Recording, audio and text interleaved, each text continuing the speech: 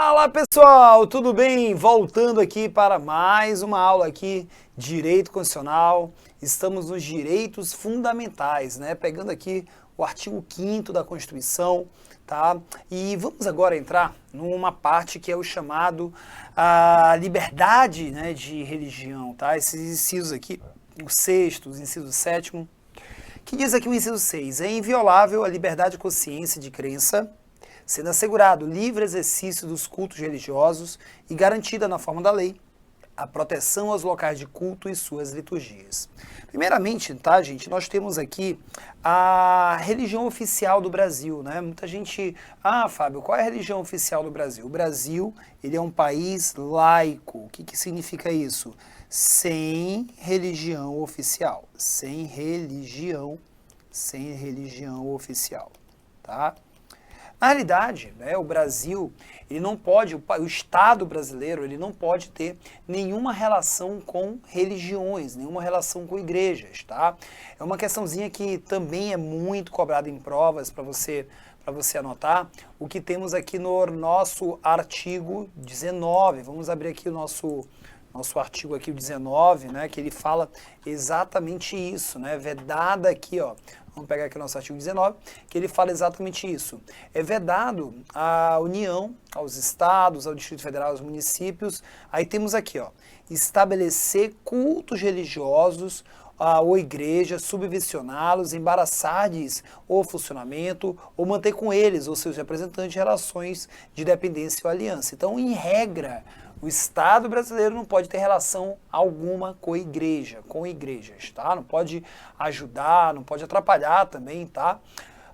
Ressalvada na forma da lei a colaboração de interesse público. Tem uma exceção, por exemplo, pode o governo fornecer policiais militares para uma procissão? Então vai ter uma procissão da Igreja Católica, pode o governo dar agente de trânsito? Pode. Vai ter a Marcha para Jesus, pode o governo fornecer ali segurança pública, dar ali agente de trânsito? Pode. Isso nós chamamos, a exceção, é colaboração de interesse público. Agora, o que é proibido é o Estado brasileiro, o Estado mesmo, promover cultos religiosos, igrejas, subvencionárias, toda essa parte aqui, tudo isso aqui é proibido, tá? Isso demonstra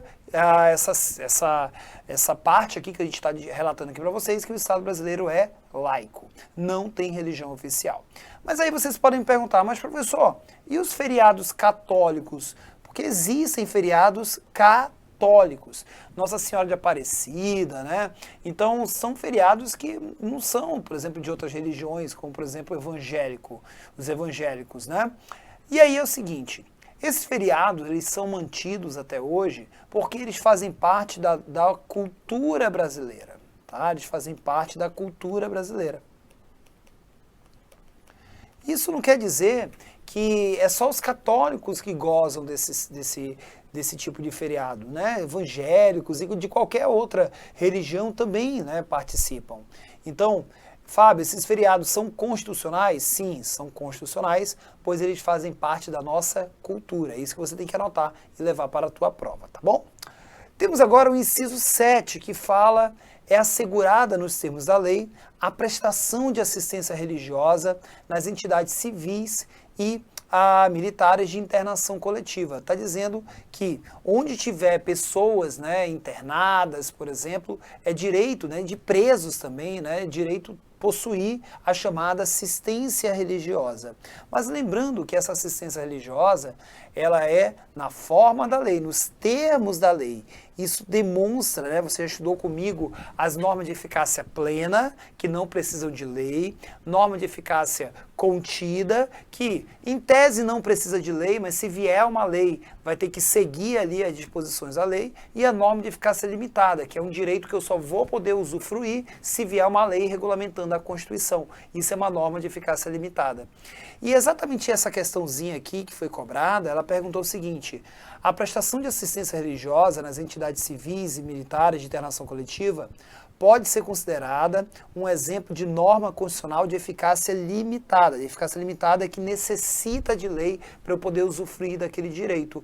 E essa resposta está correta, tá? Sim, o artigo 5º, inciso 7, que fala dessa parte de assistência religiosa em entidades civis e militares de internação coletiva, é um direito de eficácia limitada. Fábio, não lembro mais o que é limitada. Volta lá no teu material, assiste de novo as aulas anteriores lá de eficácia das normas constitucionais.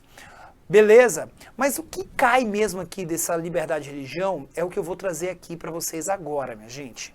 É o artigo 5º, inciso 8. É a chamada escusa de consciência. Anota essa expressão.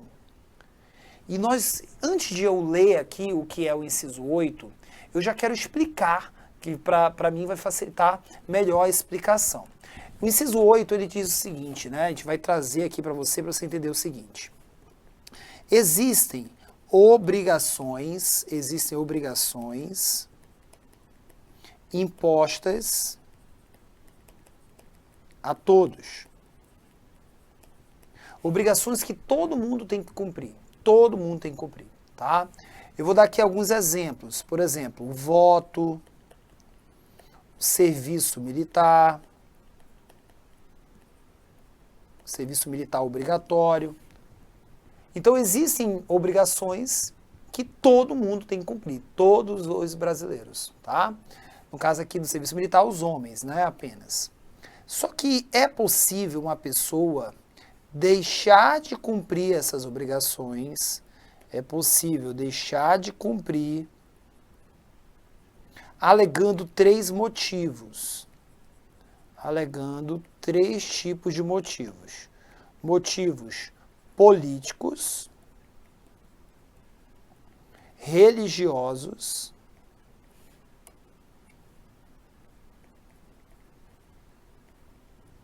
e filosóficos. Temos aqui o nosso macetezinho da PRF.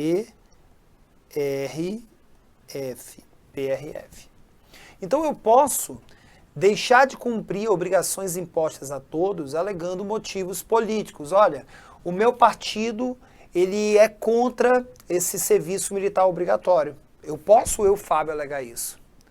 Olha, a minha religião não permite o serviço militar. A minha religião ela é pacifista. Nós não podemos servir as Forças Armadas. Olha, a minha filosofia de vida é não votar. Por minha filosofia, não quero votar, eu não quero participar de processos eleitorais. É uma filosofia de vida da pessoa, todo mundo pode alegar isso. Mas, Fábio, eu não vou ser punido? Aí que vem a situação, né, que você vai anotar. Não será punido, você não pode ser punido se você se cumprir uma prestação alternativa. Uma prestação alternativa. Fixada em lei.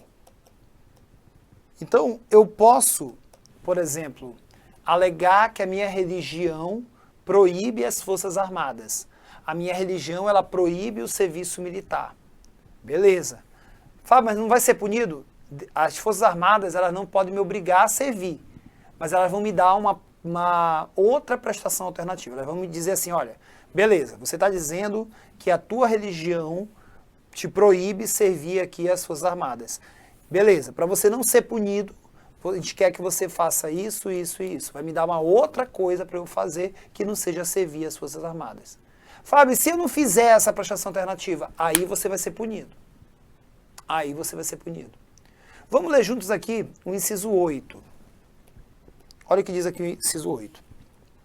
Ninguém será privado de direitos por motivo de crença religiosa, convicção filosófica ou política. Então ninguém vai ser punido por motivos de crença religiosa, convicção filosófica ou política.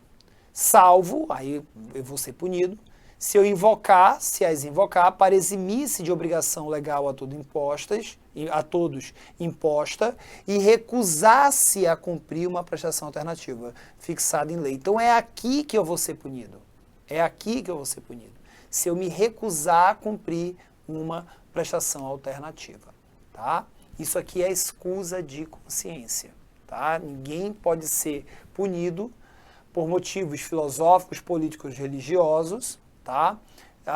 Deixando de cumprir alguma obrigação imposta a todos, mas eu deverei cumprir uma prestação alternativa. Fábio, se eu não cumprir a prestação alternativa, que tipo de punição eu vou ter? Se você não cumprir uma prestação alternativa, você vai perder, vai ter a suspensão dos teus direitos políticos. Então você não vai poder votar, você não vai poder ser votado, você vai perder os teus direitos políticos e isso vai interferir em algumas coisas na tua vida, tá?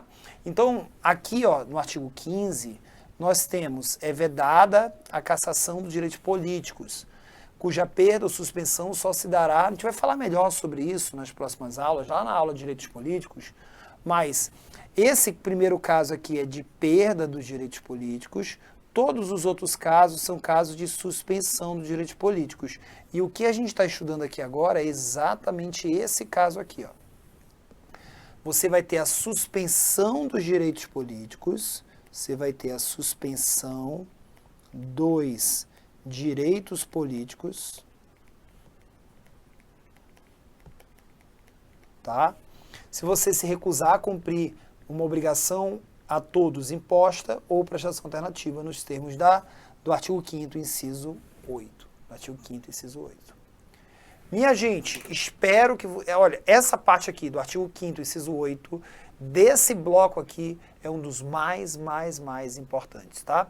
Eu quero aqui, inclusive, finalizar essa aula aqui, tá? Finalizar essa aula aqui, para que você agora, você pegue aqui esses incisos, pegue essa parte aqui de escusa de consciência, bota para decorar isso aqui, tá? Que é de extrema importância para a tua prova, tá bom?